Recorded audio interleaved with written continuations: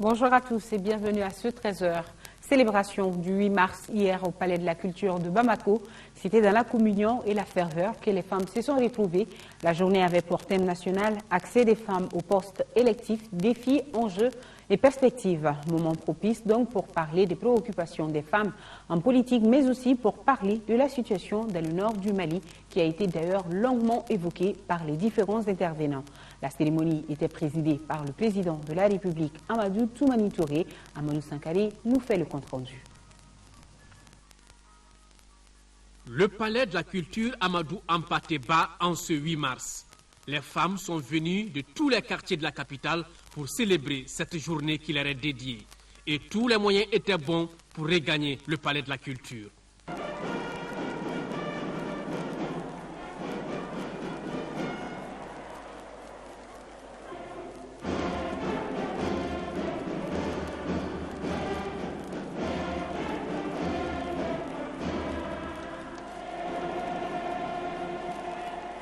Ici, elles sont venues pour échanger autour du thème national accès des femmes aux postes électifs, défis, enjeux et perspectives. Et le choix de ce thème, à quelques semaines de la tenue d'élections générales au Mali, a tout son sens. Bien que le Mali ait rectifié plusieurs conventions sur l'égalité entre les hommes et les femmes et que des progrès ont été accomplis, la participation égalitaire des femmes dans les instances de prise de décision demeure un défi. C'est donc à juste titre qu'à l'approche des élections présidentielles et législatives de 2012, les femmes maliennes trouvent opportun de se mobiliser davantage afin de favoriser l'accès d'un plus grand nombre de femmes aux postes électifs à tous les niveaux. Outre ce thème, plus de 10 organisations fêtières ont pris la parole pour marquer leur solidarité à l'armée malienne et surtout pour évoquer l'unicité du pays. Nous, femmes, donneuses et protectrices de vie, refusons toute forme de violence et œuvrons pour un Mali laïque, uni et indivisible. J'ai la tâche de parler au nom de l'amicale des femmes de l'ORTM. Elles sont toutes là, elles sont là très nombreuses, comme d'habitude d'ailleurs, chaque fois qu'elles doivent se mobiliser pour la bonne cause. Les femmes de l'ORTM sont là pour la paix. Elles demandent la paix. Elles demandent l'unité nationale. Nous devons rester forts et fortes pour l'unité nationale. Les communicatrices sont pour la guerre des idées démocratiques et contre celle des armes. Les communicatrices disent oui à un Mali riche et varié, mais un et indivisible. Prenant la parole, le président de la République, Amadou Toumani Touré, s'est réjoui du choix du thème national. Pour lui, les femmes doivent resserrer les rangs afin de concrétiser leurs ambitions, et cela dès les prochaines élections. S'agissant des événements dans le nord du Mali, le chef de l'État a rappelé que le bateau malien peut tanguer, mais ne chavirera jamais. Pour ce qui concerne notre pays, nous le faisons dans un contexte vraiment pas souhaité ni désiré, un contexte difficile, mais la vie elle est ce qu'elle est. Et c'est pour surtout saluer l'ardeur, saluer également pendant 10 ans de mandat, toutes les épreuves que j'ai traversées avec les femmes. Et pendant 10 ans de mandat également, la place que j'ai voulu réserver aux femmes dans le cadre de la gestion de notre pays. Je pense que l'exemple le plus classique, c'est mon choix pour la dernière partie de mon mandat d'une femme. Pas seulement parce qu'elle est une femme, c'est vrai. Elle représente toutes les femmes qui ont tout fait, qui ont voté, qui ont même cotisé dans le cadre de ma caution pour les élections présidentielles. Mais une femme d'expérience et une femme également loyale. La femme malienne a toujours été présente par les messages que nous avons reçus des fêtières, par les différents messages et surtout la conviction dont elles ont fait montre. Le rôle de mère, le rôle d'épouse, c'est le rôle de sœur et que les femmes ont voulu ici manifester sont des messages que je sais iront droit au cœur de tous les hommes sensibles et tous ceux qui sont épris de paix et surtout tous ceux qui vont faire des efforts pour que nous mettons rapidement fin à ces regrettables événements que notre pays s'est vu imposer par des aventuriers. La célébration du 8 mars n'est pas que de discours et de témoignages, puisque les femmes ont saisi cette occasion pour montrer leur savoir-faire à travers des expositions de différents produits locaux. Tout au long de ce mois, dans l'agenda de la Commission nationale d'organisation, plusieurs activités sont programmées. Le gouvernement américain vient de mettre à la disposition du Mali un important lot de matériel afin de bien organiser le référendum et les élections de 2012. Le don est composé essentiellement de supports, de formation et de gestion des agents électoraux. Il a coûté plus de 100 millions de francs CFA. Ibrahim Traoré. Grâce à l'USAID, la Fondation internationale pour les systèmes électoraux vient de remettre au gouvernement un important lot de matériel. L'on retient notamment des outils didactiques pour rappeler aux agents électoraux leurs devoirs et leurs responsabilités dans le fonctionnement des bureaux de vote. Il y a aussi des affiches sur l'aménagement du bureau de vote, un logiciel de gestion des agents électoraux et un serveur. À tout cela s'ajoutent enfin des vidéoprojecteurs pour assurer les différentes formations à travers tout le pays et des guides de distribution des cartes d'électeurs. Le tout pour un montant de 150 millions de francs CFA. Au Mali, ici, nous avons commencé à intervenir depuis le mois d'août 2011 en mettant en place un schéma d'intervention avec le ministère de l'administration territoriale et particulièrement les différentes commissions du comité de pilotage des élections. Alors, nous accompagnons le processus en termes de matériel, mais nous accompagnons aussi en termes d'expertise parce que nous avons une expérience de près de 22 ans d'expérience et d'intervention dans les élections. Et IFES a travaillé dans au moins 65 pays à travers le monde. Le Mali de plein pied donc dans les préparatifs du référendum et des élections de 2012. Un processus soutenu par le gouvernement américain qui salue l'engagement des autorités du pays pour la bonne organisation des scrutins. La détermination du gouvernement à l'égard des préparations des élections témoigne de sa volonté de respecter les délais constitutionnels et d'organiser des élections régulières, gage de stabilité et de développement démocratique. Comme vous le savez, notre pays est profondément engagé pour l'approfondissement de son processus électoral au moyen du renouvellement constant du mandat des élus, à savoir les conseils communaux, les députés de l'Assemblée nationale, les conseils nationaux et le président de la République.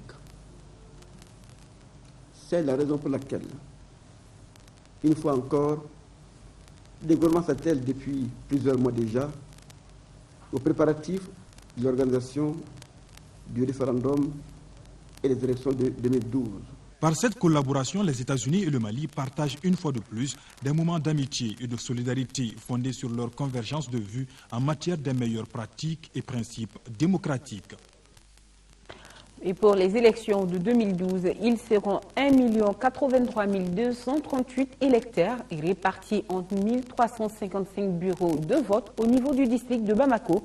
Ce sont des chiffres provisoires donnés par le ministre de l'administration territoriale et des collectivités locales. Il a rencontré hier les 6 maires du district de Bamako, les chefs de quartier et les représentants des confessions religieuses. Avec eux, le ministre Koné a fait le point des préparatifs des élections générales et référendaires au niveau de la capitale. Bourama Traoré nous fait le point. Dites-nous ce que vous avez fait, nous vous dirons ce qu'il reste à faire. Ainsi peut-on schématiser cette rencontre entre le ministre Kafougouna Koné, les maires du district de Bamako, les chefs de quartier et les représentants des confessions religieuses. Une rencontre qui vise à faire le point des préparatifs des élections générales et référendaires au niveau de la capitale. La réussite de ces rendez-vous est un défi que le Mali se doit de relever.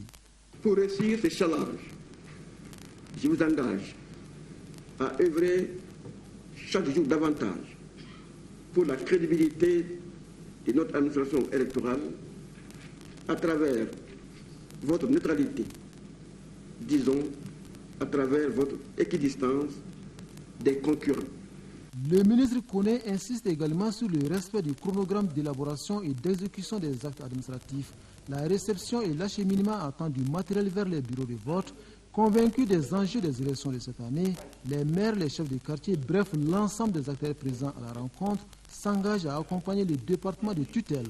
Nous, en tant que chefs de quartier, nous sommes prêts à donner le maire de nous-mêmes au niveau de nos quartiers à travers nos partenaires qui nous permettent de jouer à fond ce rôle d'atteinte de l'ensemble des couches de notre population. Nous avons mission d'abord de surveillance et de coordination de toutes les actions pour que l'objectif visé que nous aboutisse à des élections justes, transparentes et apaisées.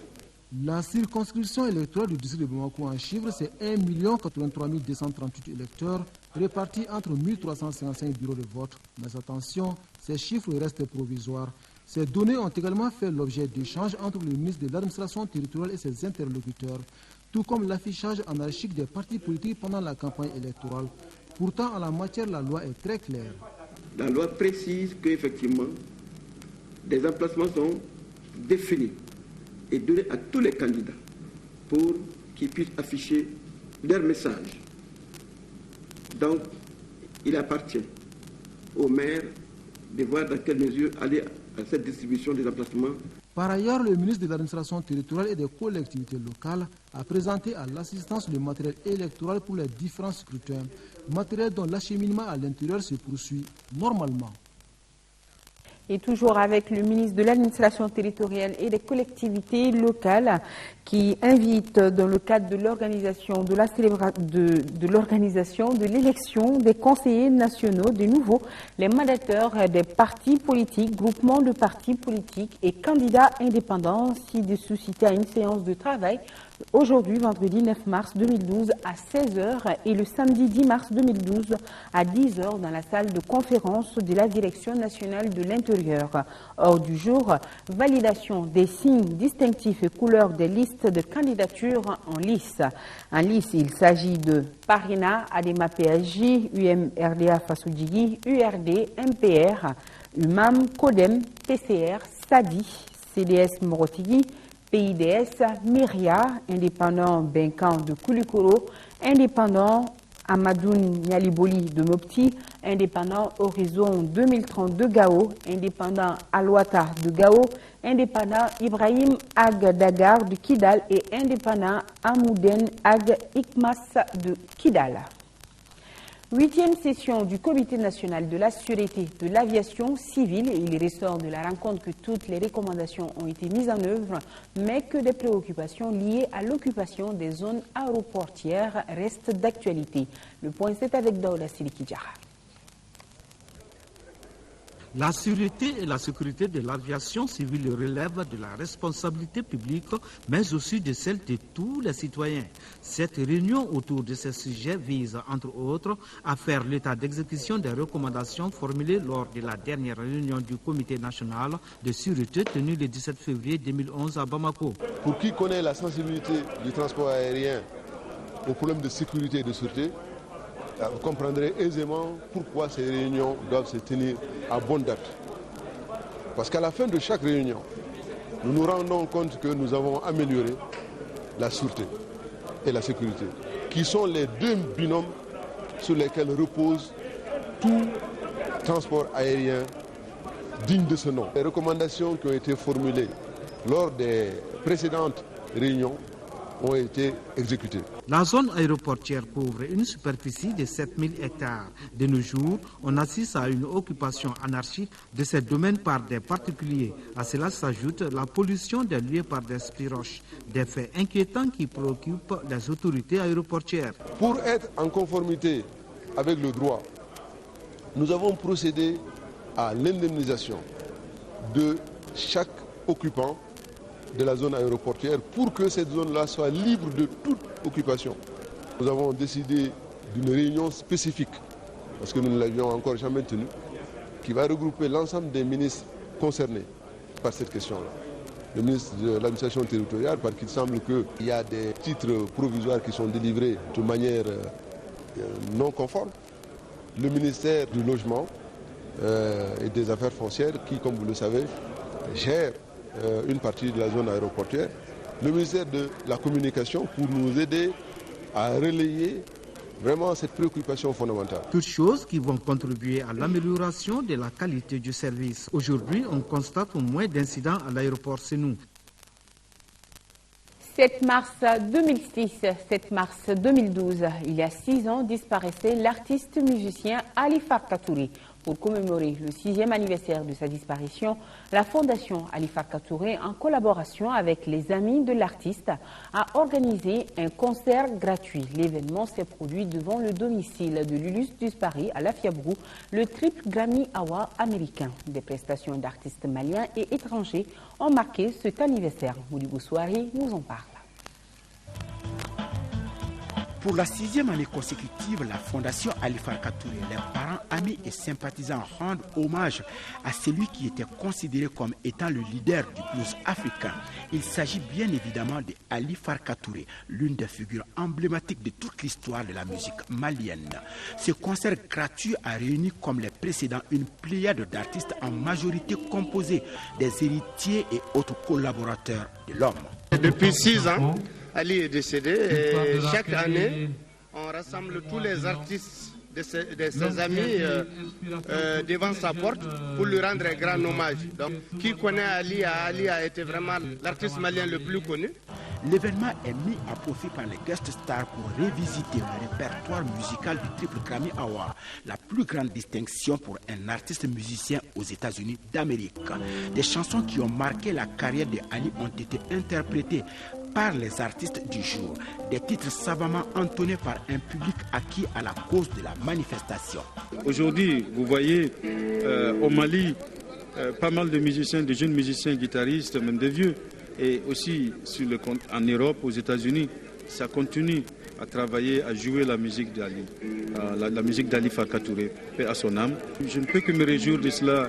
Véritable moment de communion, ce concert hommage à Ali Farka Touré se veut aussi un espace de retrouvailles où des artistes s'unissent pour chanter. Une séquence animée par des ténors de la musique malienne dans un jam session assuré par Afel Bokoum, Baba Salah, Samba Touré, Vieux Farka et bien d'autres. Je pense que c'est un moment très très agréable, un moment de communion, un moment en souvenir d'un grand homme, d'un grand artiste, d'un grand Malien qui a fait connaître le nom de notre pays loin derrière nos frontières, loin derrière les océans. Ce concert gratuit boucle ainsi les activités commémoratives du 6e anniversaire de la disparition de Ali Farka Touré, le seul musicien africain détenteur de 3 Grammy Awards. Très belle soirée, c'est tout pour ce journal. Tout le plaisir a été pour moi de vous le présenter. Demain, 13h, c'est Rabatili. Et pour la grande édition de ce soir, vous serez avec Aïssata Ibrahim Maïga. Je vous dis bon début de week-end. À très bientôt sur votre télévision nationale. Merci.